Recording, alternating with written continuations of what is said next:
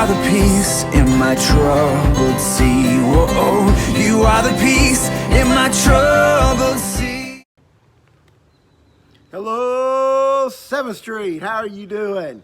And to all our friends at 7th Street, I'm so happy to be with you again this evening or today when you're watching this, even though I'm filming it in the evening for the next day. Hey, listen, I just want to start off with an off-the-wall question.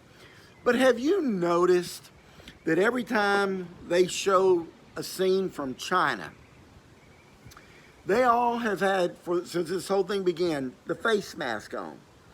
And they also are washing and spraying everything. I'm talking about the sidewalks, the streets, the chairs, the airports, everything.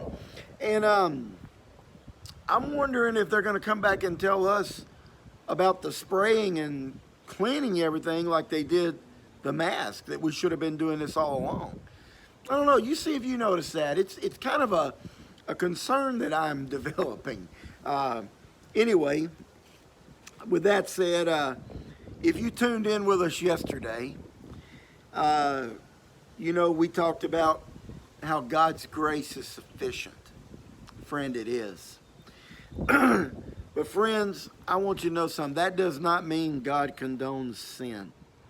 I mean, there's a lot of people that have a big misunderstanding about grace, and that's what my sermon is on today, a big misunderstanding about grace. You see, if you were to go to the Romans chapter 6, and I pray you will, read the first 14 verses. Read the whole chapter if you will, but the first 14 verses deal with this a lot. And they deal with the issue of grace and sin. Because you will see that grace is not a get-out-of-jail-free card. That's what we call abusing grace. And that is not God's intent on us with our relationship with Him through grace. If you look at Romans 6, verse 1, it says, "What shall we say then? Are we to continue in sin that grace abound?" Don't read anything into this verse, friends. A lot of people do. Some try to make it a lie and say that if we sin more, we'll have more grace. That is not what Paul was saying. And if you read it in the context of the whole chapter, you will see what I'm talking about. Let's just drop down to verse 14, if you don't mind. It says, Paul writes, "For sin will have no dominion over you, since you are not under the law, but under grace." Sin will not have any dominion over you. You see, the truth is the promise of grace is victory. And Romans 6 does not say we won't be sinners. It says that we won't be controlled by sin. It says it won't have dominion over us. The only time we're not going to be sinners, friends, is when we're resurrected in glory.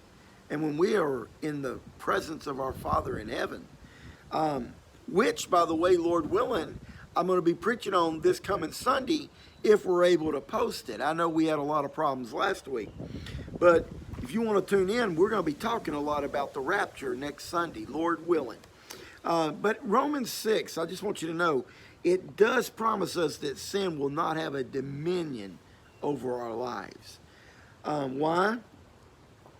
Because when we're born again, we are born to be victorious. We are born to be more than conquerors, which I'll show you in a moment. But this passage is a great encouragement.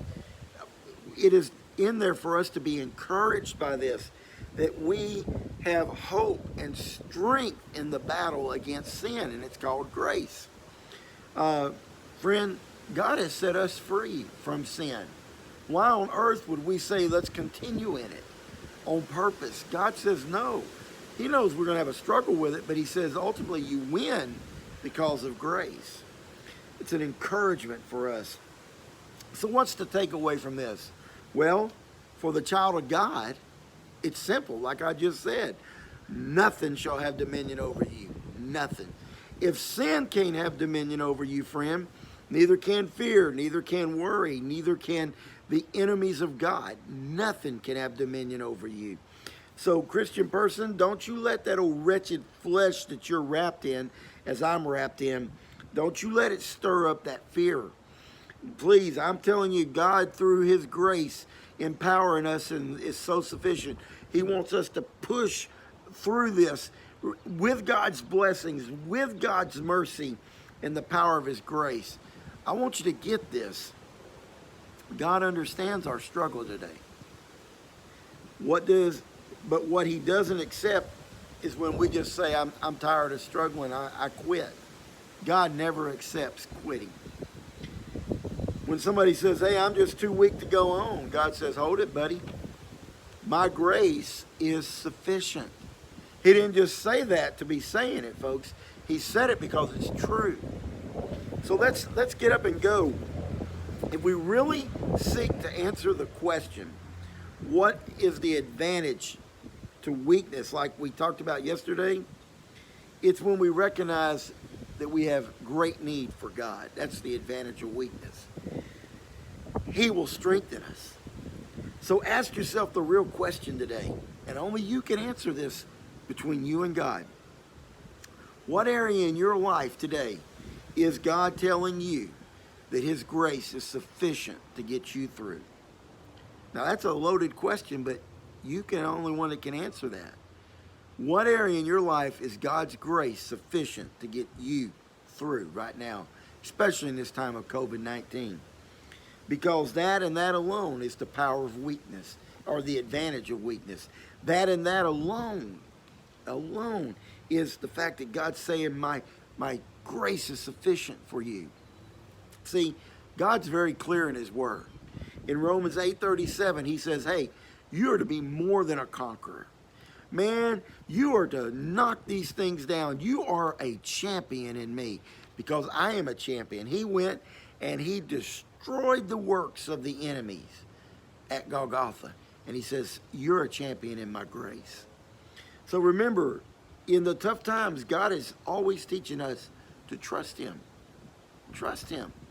Like this hymn we sing, trust and obey, for there's no other way to be happy in Jesus but to trust and obey.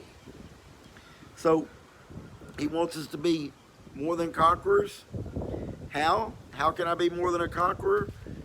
Well, friend, if you're conquered by sin, you're not. You're to conquer it through his grace, which is sufficient. Or if we're controlled by fear with all that's going on in this world today, then we're not going to be more than a conqueror. See, the bottom line is God is telling us as his children, his grace is sufficient. He's trying to whisper with a still small voice in your heart, telling you personally, I've got this. I've got this. My grace is sufficient. So, with those simple words said, 7th Street Baptist Church, and to all our friends of 7th Street Baptist Church that join us, we're just blessed to have you, by the way. But to every one of you, this is Pastor Kicker coming to you from my backyard and just staying at home, doing what we're supposed to do to get through this time together. Anyway, God bless you, friend. Have a great day, and I'm out. My lighthouse, shining in the darkness. I will follow.